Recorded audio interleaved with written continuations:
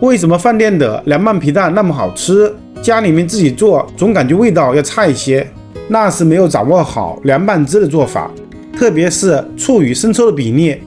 首先准备4个皮蛋，把它们放入一个大盘里面，加入适量清水没过皮蛋，然后加入一点盐，用百洁布把皮蛋刷洗干净。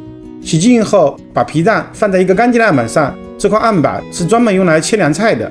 拿起一个皮蛋，大头朝下，敲破气室，这个地方是空的，然后用手掌按住皮蛋，就这样来回滚一下，把蛋壳压碎。接下来，我们从气室的破口处开始剥皮蛋，就能很轻松的把皮蛋剥得很完整。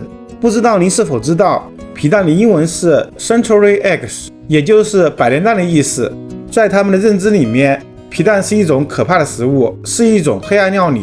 究其原因，只是因为他们不知道正确的吃法。剥开皮蛋一整个吃下去，这个吃法我身边很多人都不能接受。任何一种没有吃过的食物，接受都是需要一个过程的。先从最能被接受的做法皮蛋拌豆腐开始吃起，然后逐步适应，就会发现皮蛋真正的魅力。全部剥完后，先放入盘中备用。把案板洗净擦干，下面开始切皮蛋。皮蛋的粘性很强，直接切的话特别容易粘刀。下面给您介绍2种切皮蛋的方法。第一种方法，蘸水法。我们准备1碗凉白开，切皮蛋前先把刀放入水中蘸一下，让刀刃沾满清水，再切皮蛋的时候就不会粘了。每切1刀就需要蘸1次水，只需要3刀就能切好一个皮蛋。第二种方法，细线法。准备1根牙线或者棉线，先在左右的食指上缠绕一下，然后用力把线拉直绷紧，放在皮蛋中间的位置，然后略微用力的往下压，一直压到皮蛋的底部，就可以把皮蛋一分为2了。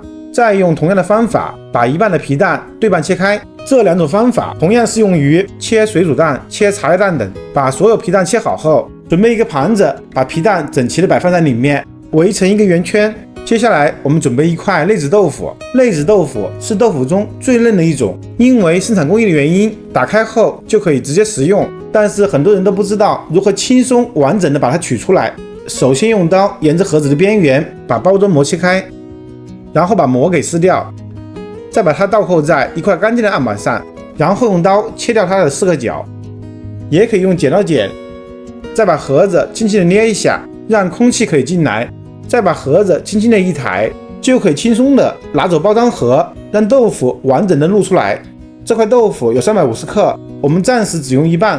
先用刀把它对半切开，下一步把豆腐块切成您自己喜欢的大小和形状。我这里把它切成了小方块。全部切好后，放入盘子的中间，把它摆放整齐。下一步给您分享2种特别好吃的凉拌汁。先介绍第一种，口味相对比较清淡。一个干净碗中加入1勺蒜末，加入一点切好的小米辣，浇上1勺滚烫的热油，激发出它们的香味，也同时起到一个杀菌消毒的作用。接下来朝碗中加入一点盐，再加入一点糖，加入2勺香醋，加入1勺特级生抽，加入1勺零添加的蚝油，加入1勺芝麻香油，最后加入点香菜或者葱花，用勺子搅拌均匀后备用。